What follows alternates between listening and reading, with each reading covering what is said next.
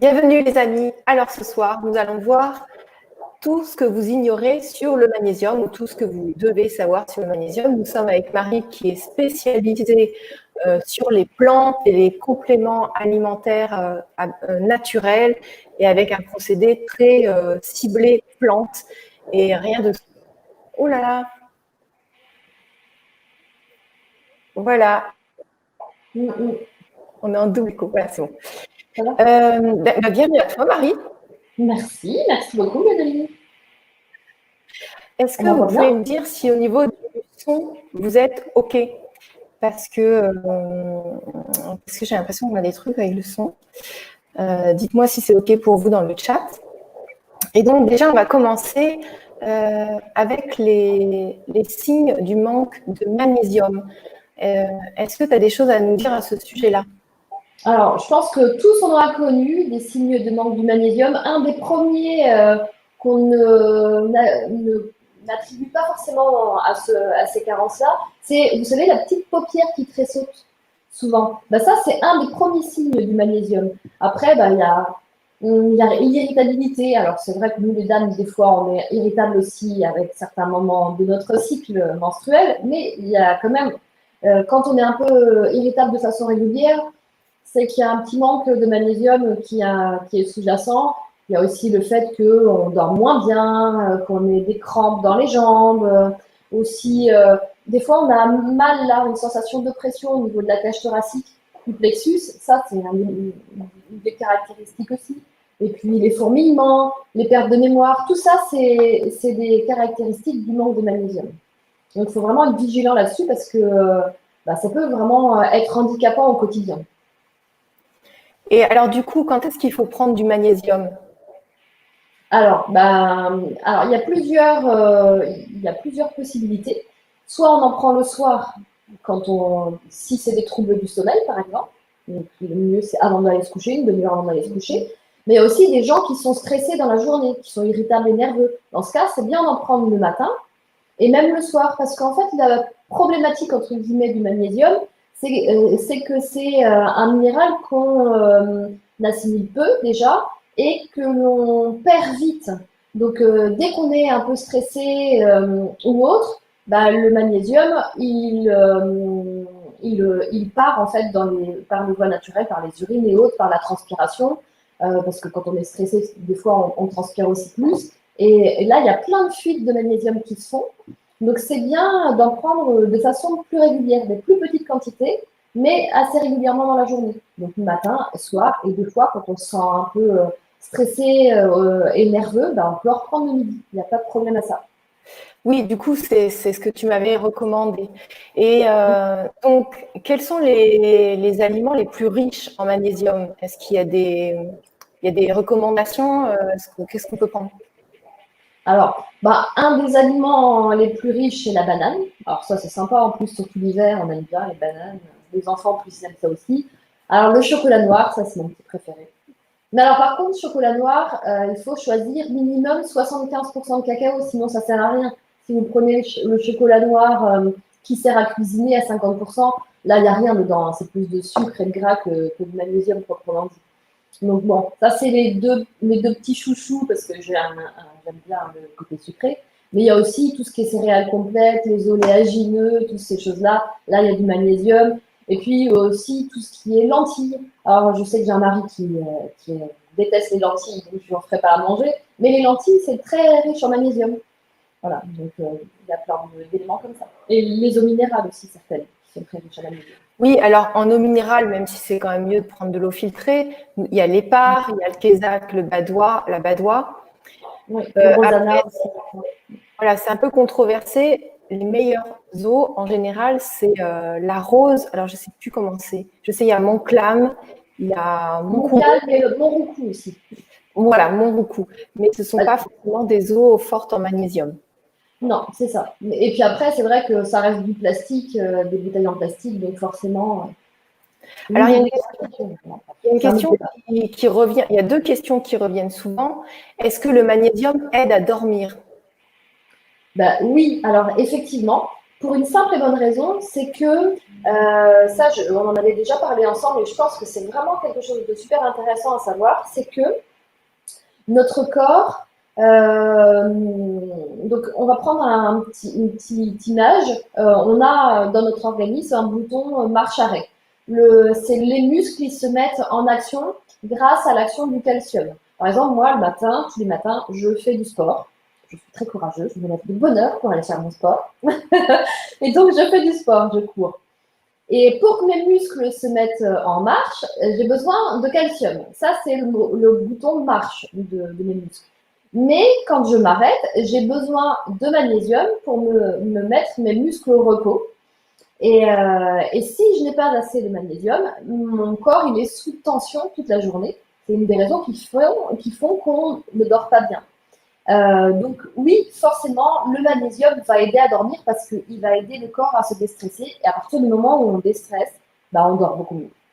C'est vrai que quand on a un déficit de magnésium, on a des spasmes ou des crampes musculaires, des fourmillements, des insomnies et des vertiges, toutes ces choses-là. Donc, ça peut être intéressant de prendre du magnésium avant de dormir aussi.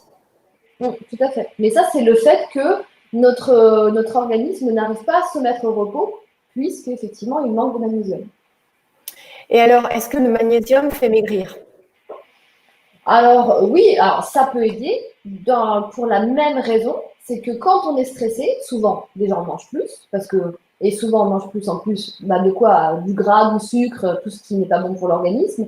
Donc le fait de prendre du magnésium va aider à perdre du poids.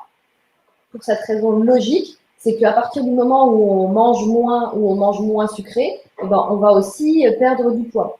Et puis il y a aussi le fait que on va éliminer plus facilement les graisses grâce à l'action du magnésium, parce que le magnésium aide en fait le corps à utiliser tout ce qui est glucides, protéines, etc., et les transformer en énergie et pas en graisse. Donc oui, on va avoir une action à ce niveau-là.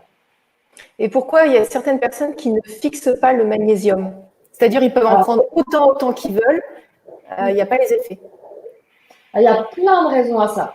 Déjà, il y a l'alimentation, parce que c'est sûr que si on prend du magnésium, mais qu'à côté de ça, on mange de la malbouffe ou une alimentation qui est très riche en produits raffinés, donc les produits tout préparés, etc.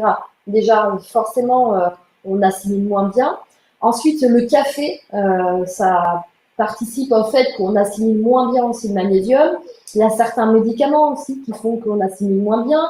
Et puis, il y a des gens qui n'en prennent pas forcément non plus les bonnes sources de magnésium.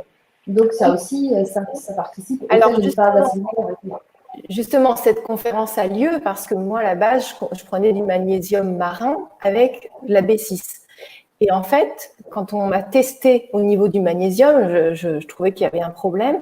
Et on m'a testé, on me dit, vous êtes à moins 50%. Et je dis, c'est pas possible, je prends du magnésium tous les jours. Et en fait, on m'a dit, voilà, c'est pas le bon magnésium, c'est du glyphosate, je ne sais pas si je le prononce bien, et une autre source. Mais le magnésium marin, il n'est pas assimilable. Donc justement, est-ce que tu peux nous dire, voilà, on était sur la question pourquoi on ne fixe pas, c'est peut-être parce que c'est pas le bon. Et quel magnésium choisir? Quelles sont les sources?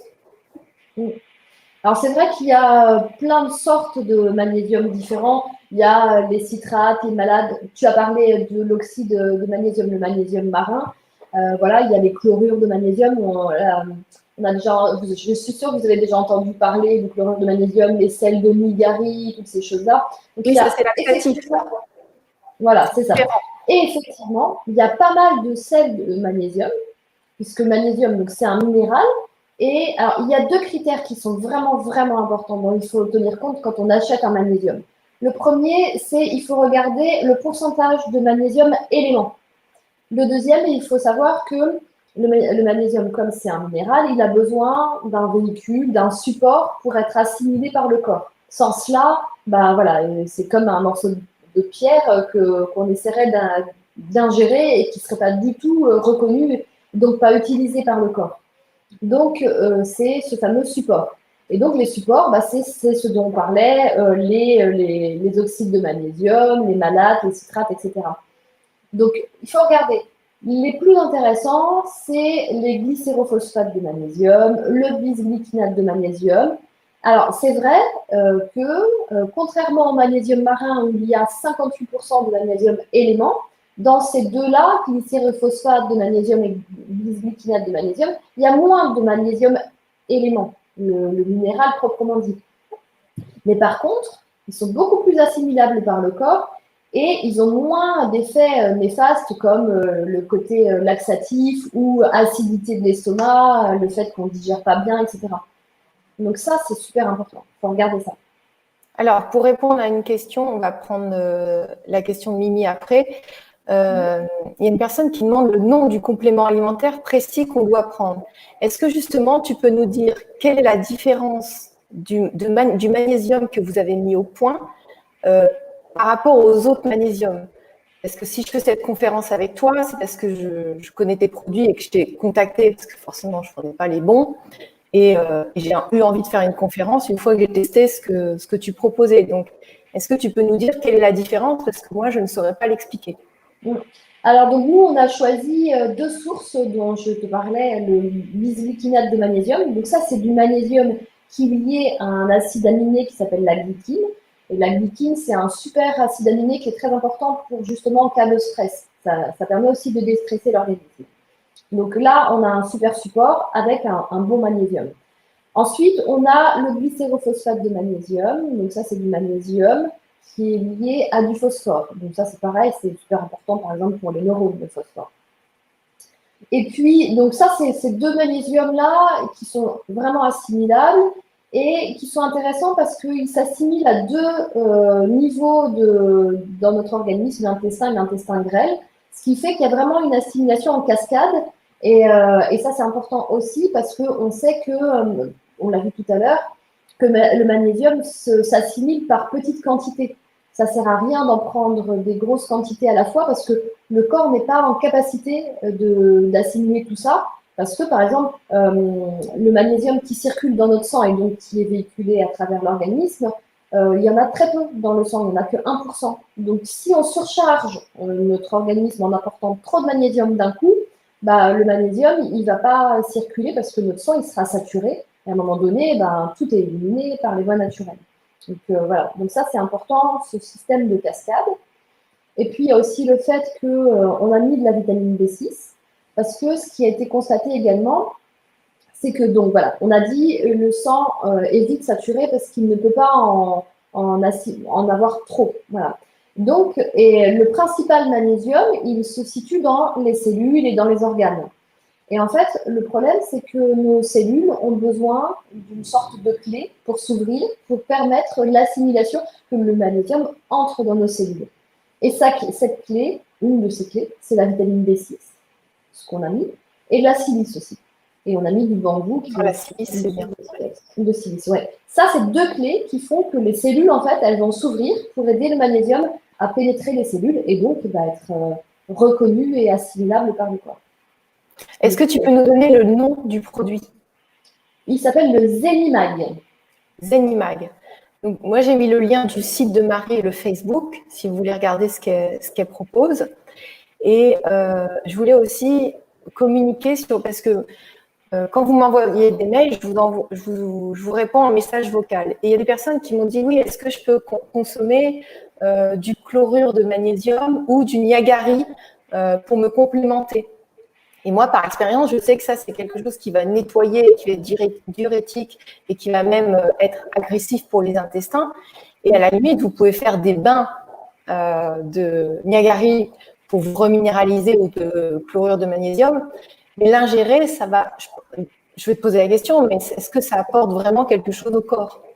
Bah non, parce que, comme tu l'as dit, c'est laxatif. Donc, le peu qui va être assimilé, enfin, il va y en avoir très peu qui est assimilé, puis tout le reste, oui, ça fait une bonne purge. Alors, c'est sûr que si on veut se nettoyer, ça peut être pas mal. Mais il y a des purges qui sont quand même moins agressives pour les intestins. Ouais. Quand même, hein. Et surtout pour les reins, si vous faites trop souvent ça, pour les reins, c'est pas le top. Ouais, Mimi qui nous dit, est-il possible qu'en prenant des compléments alimentaires, on arrive à un excès de magnésium? Donc, surtout en magnésium. Est-ce qu'on peut avoir un excès de magnésium? Alors déjà, il faut en prendre vraiment beaucoup pour avoir un excès, parce qu'encore une fois, comme on l'a vu, le sang, on en a très peu qui circule dans le sang. Donc, il faudrait vraiment en prendre beaucoup pour avoir un surdosage de magnésium. Et puis, on le voit vite par les diarrhées, voilà, parce que c'est laxatif. Hein. Donc, Mais c'est pas très grave même si ça arrive dans le pire des cas, ça s'évacue. oui, ça s'évacue très vite et non, il n'y a vraiment pas. C'est comme la vitamine D. Avant d'avoir un surdosage en vitamine D, il faut vraiment y aller. Alors, Mimi qui nous dit, que se passe-t-il quand on prend déjà d'autres compléments alimentaires? Y a-t-il des associations à éviter avec le magnésium? Alors, non, pas vraiment. Des associations à éviter, non. Moi, Non, non, il y a des associations. j'ai souvent entendu dire que, alors il y a le magnésium et l'autre, tu l'as cité tout à l'heure, le calcium. Ces deux-là, s'il n'y avait pas un lien entre les deux, il fallait plutôt les prendre à des horaires écartés. Est-ce que c'est vrai? Le calcium et le magnésium, Non. alors, là, comme ça, je vois pas. J'ai jamais vu cette information-là, non. D'accord. Mais peut-être que oui. Je Et ne du connais coup, pas tout, hein, notamment. en général, les compléments alimentaires, il faut les prendre à quel moment d'après toi? Personnellement, je les prends plutôt le matin à jeun parce que ça évite d'avoir le bol alimentaire et que les nutriments que l'on assimile par les compléments alimentaires soient noyés dans le bol alimentaire. Mais tout à l'heure, on a vu aussi que par exemple, le magnésium, si on en prend le soir avant de se coucher, c'est bien parce que c'est à ce moment-là qu'on en a besoin pour mieux dormir, par exemple. Donc c'est vrai que ça dépend en fait de ce que l'on va utiliser, de ce qu'on va prendre comme complément alimentaire. Moi, j'aurais tendance à dire que, sauf s'il y a une prescription médicale où le médecin nous dit, ou votre thérapeute vous dit, il faut que vous preniez à tel moment, je pense que le mieux, c'est de s'adapter à ses habitudes de vie. Parce que ce qui est important, c'est de les prendre. Si on les achète et qu'on les pose sur une étagère et qu'on ne les prend pas, déjà, ça ne sert à rien. Donc, voilà, je pense que le mieux, c'est vraiment de s'adapter à ses habitudes de vie. C'est le. Ok. Et Mimi qui nous dit, est-ce bon pour la santé de se gaver de compléments alimentaires en ingérant des fruits et des légumes? Ça ne suffit pas? Alors, j'aimerais bien dire que oui, normalement, dans un monde parfait, les fruits, les légumes et tout ce qu'on a dans notre alimentation devrait suffire. C'est un fait. Et ça serait vraiment bien. Ça serait beaucoup plus naturel. Mais il s'avère que c'est pas le cas parce que on sait malheureusement maintenant qu'avec avec les produits raffinés ou avec les pesticides, parce que même en habitant au fin fond du Larzac avec des chèvres, il y a toujours ce qui est les eaux de pluie. Malheureusement, il y a des pesticides, il reste il y a de la pollution dedans. Dans l'eau, même si elle est pure, elle est quand même moins pure qu'avant. Donc, non, je pense qu'on n'a pas assez de nutriments dans notre alimentation, même avec la meilleure volonté du monde, elle ne suffit pas en fait. Oui, les sols sont un peu dénutris et puis les légumes et les fruits sont un peu trafiqués. C'est ça, c'est appauvri, c'est dénutri, c'est. Alors, il y a Baptiste qui dit, est-ce mieux en gélule ou en liquide, en général, les compléments? Et là encore, ça dépend des habitudes de chacun. Nous, je sais qu'on a les deux formes, on a des gélules et on a des liquides.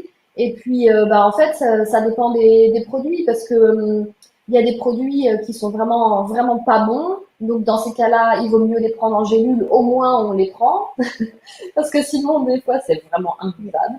Ouais. C'est vrai qu'il y a, par exemple, la vitamine D, c'est mieux de la prendre en liquide. Mais le magnésium, en gélule, c'est très bien. Mhm.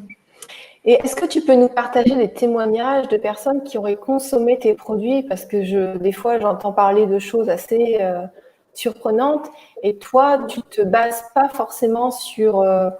il y a des choses, c'est vraiment, je ne sais pas si on peut le dire, le terme santé, mais est-ce que tu peux nous en parler? Parce que juste avant le direct, tu me parlais d'un cas justement. Oui, c'est vrai que, en fait, c'est les compléments alimentaires, c'est, je comprends les questions que tout le monde se pose. C'est assez compliqué déjà de s'y retrouver parce qu'il y a vraiment beaucoup de compléments alimentaires sur le marché, donc c'est difficile de faire un tri. Et, et puis, alors, quand on a créé notre société avec mon mari, on l'a créé dans un objectif bien précis. C'était vraiment d'apporter un mieux-être aux gens parce que mon mari a eu des problématiques de santé assez importantes puisqu'il a connu 2 fois le fauteuil roulant, donc c'est pas une petite aventure. Et, et forcément, quand on a choisi de se lancer, ce qui n'était pas du tout dans notre ADN. Hein. Nous, on a toujours été des employés, jamais des chefs d'entreprise. Donc, se lancer dans une aventure comme ça, on m'aurait dit ça 15 ans en arrière, j'aurais dit bah, vous êtes fous, je ne me lancerai jamais là-dedans. Mais voilà, on était vraiment portés par cette envie d'aider les gens. Et des témoignages, c'est vrai que bah, on en a plein. Alors, tout à l'heure, je te parlais d'un témoignage parce qu'il était vraiment enfin voilà, c'est un témoignage qui m'a beaucoup touchée. C'est une personne qui a utilisé, enfin qui était diabétique insulinodépendant, donc qui se piquait tous les jours. Il a utilisé un de nos produits, enfin 3 de nos produits, parce qu'on a un programme qui est assez complet dans ce domaine-là, avec du Naturastém, de la FA, enfin voilà, et un Chrome qui aide aussi à ce niveau-là. Et au bout de 6 mois, en fait, il a pu arrêter de prendre son insuline. Et il s'est dit, ben super, tout va bien, maintenant je peux arrêter. Et il a arrêté et au bout de 6 mois, il a recommencé à être insulinodépendant. Donc, c'est vrai, le complément alimentaire, en fait, c'est pas un médicament, donc ça ne soigne pas. Ça apporte un mieux-être, un bien-être. Et mais l'avantage par rapport aux médicaments, c'est que c'est 100% naturel la plupart du temps. Donc, ça ne va pas il ne va pas y avoir de contre-indication et ça ne va pas soigner d'un côté pour détraquer d'un autre côté. Donc ça, je trouve que c'est important. Et puis, ce qui est important aussi de souligner, c'est que là, cette personne-là, en fait, elle était contente parce qu'elle allait mieux. Donc, elle a ciblé la non-maladie, entre guillemets. Mais à un moment donné, quand on arrive à ce degré où on est plus malade, bah, c'est bien d'aller chercher le degré d'au-dessus et d'être dans la santé, dans le bien-être. Mais ça demande un petit peu de constance dans ce qu'on fait. Tout comme quand vous faites votre ménage, pour nous les dames ou pour tout le monde, on le fait de façon régulière. On ne fait pas juste une fois de temps en temps, une fois par an, en se disant bon, ça suffit, j'ai fait mon ménage cette fois-ci, je la referai que dans un an. Bah non, on entretient notre maison et c'est la même chose pour notre corps. Si on ne l'entretient pas, si on ne le nourrit pas avec des bonnes choses et ce de façon constante, bah ça ou rien, ça sert à rien. Quelque part, il vaut mieux même pas commencer. Parce que, et ça, peut-être que je ne devrais pas le dire, mais n'empêche que c'est une réalité. C'est notre corps, il faut l'entretenir, il faut en prendre soin, parce que c'est pas le jour où on sera plus bien du tout, où ça sera trop tard, que ça sera le moment.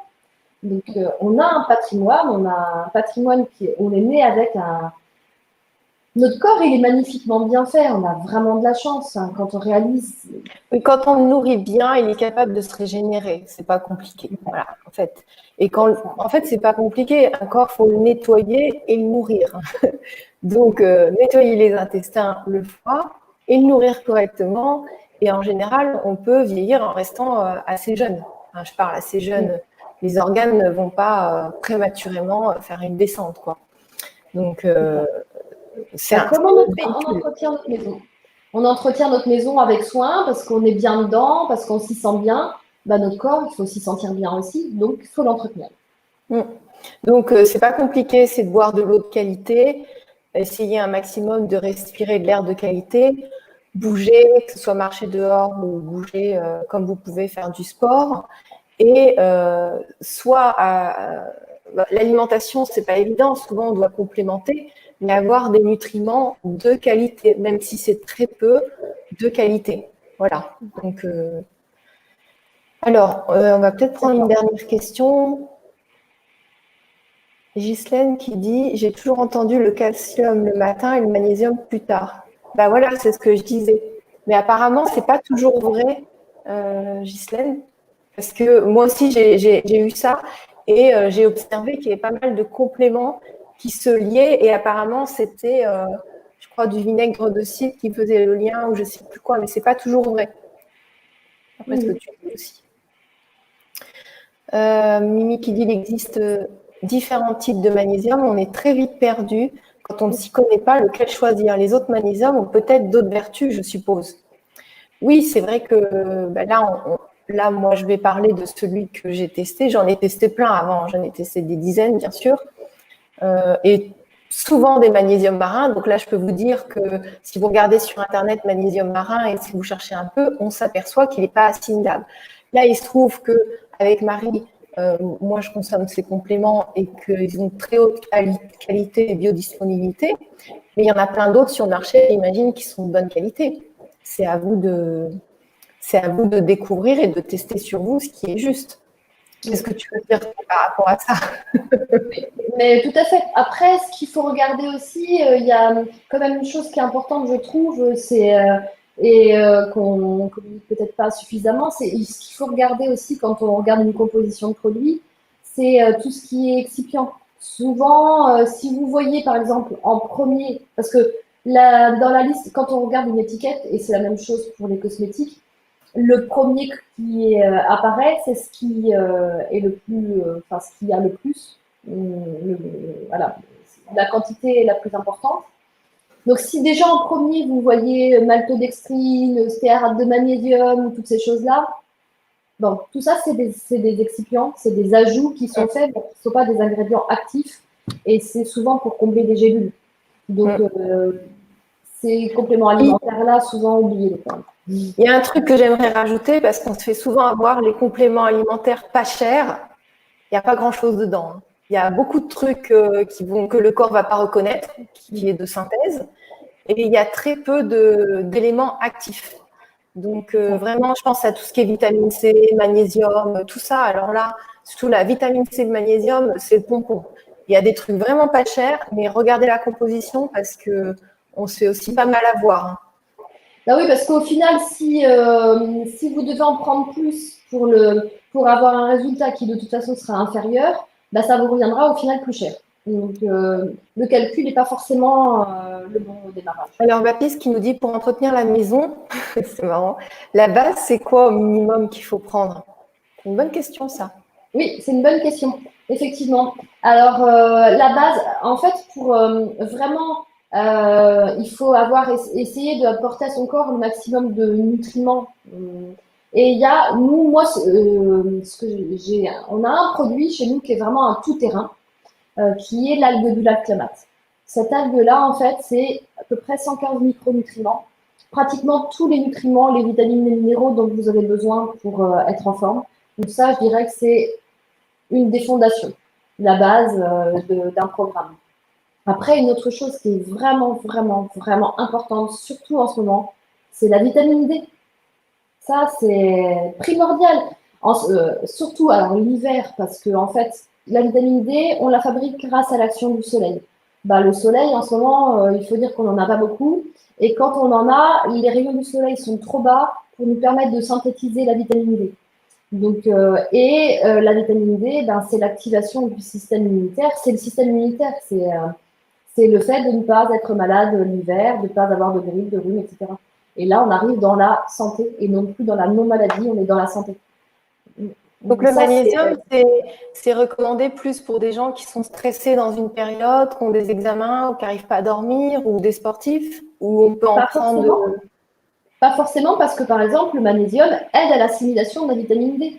Donc c'est vrai que si on est déjà carencé en magnésium, on a beau prendre de la vitamine D, et ben on va pas forcément bien l'assimiler, cette vitamine D, ou elle va pas être suffisamment active. Et le magnésium, bah, c'est aussi le système cardiovasculaire, par exemple. C'est tout ce qui est syndrome prémenstruel. Pour les femmes, le magnésium, c'est super important. Les règles douloureuses. Comment on peut faire? Il faut être à l'écoute de son corps, voir s'il y a des choses si on est irritable ou si on ne dort pas bien ou tout ça. c'est pas que ça, hein, mais déjà, il faut commencer par le corps. Il faut commencer par voir s'il n'y a pas une carence au niveau du corps. Après, on a des problèmes donc, qui fait ça nous empêche de dormir ou qu'on stresse un peu plus. Ça, c'est autre chose. Mais si le corps est bien nourri, normalement, il est censé bien tenir le choc. Donc, c'est amusant ce que tu dis sur les bases, parce que moi, c'est exactement ce que je consomme. Je ne vais pas toujours consommer tes produits. Je pense qu'à l'algue Clamat, moi, des fois, je l'ai en poudre ou j'ai la tienne quand j'en ai plus. Des fois, je vais en acheter en magasin bio, parce que voilà. Mais j'aimerais bien savoir, du coup, quelle est la différence entre ton algue Clamat et celle qu'on peut trouver en poudre en bio? Est-ce qu'il y a une différence?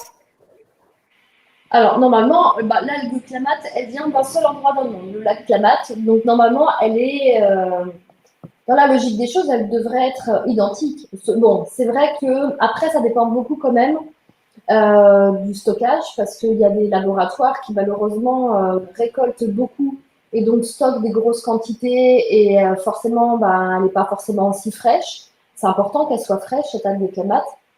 Donc, le stockage, c'est important. Et puis, la manière aussi dont elle est récoltée et la manière dont elle est séchée. Donc, parce qu'il faut vraiment… c'est une algue, en fait, déjà, elle est vivante et elle a une énergie et une vibration qui fait sa grande capacité à répondre aux besoins du corps de chacun. C'est une algue, en fait, elle est adaptogène. Les résultats que toi, Gwénoline, tu vas avoir avec cette algue, ça ne sera pas les mêmes que moi, je vais avoir. Parce qu'elle va s'adapter à tes besoins, à toi, tout comme elle est aux besoins de Baptiste, qui parlait tout à l'heure. Et donc, c'est vrai que c'est important d'avoir une algue qui soit vraiment fraîche, qui soit… faut faire attention à la manière dont elle est séchée, elle est stockée, enfin voilà. Et tout ça, oui, toutes les algues ne se valent pas là-dessus. Et alors, Titan, qui a l'air bien calé sur le sujet des compléments, parce qu'il a pas mal de messages dans le chat, il nous dit le citrate de magnésium détruit la vitamine D et oméga 3. J'ai pas compris, je suis désolée. Le citrate de magnésium détruit la vitamine D et les oméga 3, apparemment, d'après lui. Ah, d'accord, ok. Oui, c'est possible, oui. Oui, c'est une forme de magnésium qui est acidifiante, oui. Alors, c'est vrai que les oméga 3 aussi, c'est intéressant. Moi, personnellement, le matin, je prends ce dont tu as parlé, sauf si je sens que j'ai une carence sur autre chose, je peux ajouter éventuellement quelque chose. Mais ça, c'est ma base. Et le soir, je prends des oméga 3 la vitamine E, parce que je vois bien que ça m'aide vraiment à dormir et que j'ai une plus belle peau. Peut-être que pour faire un combo parfait, on peut éventuellement, pour la personne qui posait la question, ça peut être ça. Mais après, regardez si vous en avez besoin, quoi. Mais en général, voilà. Moi, les oméga 3, 6 et 9, souvent, on en manque. Oui, et puis surtout, il faut faire attention à la qualité des oméga 3, 6, 9, parce que y en a qui sont, comment on dit, il y en a qui sont pas, j'arrive pas à trouver le terme. Il y en a qui, vous savez, il y a des métaux lourds dans les poissons. Et si les métaux lourds n'ont pas été enlevés des compléments, ce qui est le cas déjà, si ça n'a pas été spécifié, vous pouvez ingérer des métaux, des pesticides et des choses comme ça que les poissons ont avalé si ça n'a pas été dégraissé. Je ne sais pas si c'est comme ça, c'est pas dégraissé, mais désintoxifié, voilà. Et ça, c'est intéressant à savoir. J'ai appris ça il n'y a pas très longtemps. Et nous, on a des omégas, mais c'est des omégas végétaux. Il n'y a pas ce problème de poisson. Ah oui, d'accord, ok. Bon, ce sera peut-être le thème d'un prochain sujet. En tout cas, merci beaucoup, Marie, pour toutes ces infos. Je mettrai ton site et le Facebook sous la vidéo. J'espère que ça vous a plu. N'hésitez pas à poser des questions, on vous répondra sous le chat. Et pour demain, nous avons une conférence sur les bienfaits des ions négatifs pour votre santé. Donc, on va parler d'air purifié. Voilà, on vous souhaite une belle soirée. Bonne soirée à tous.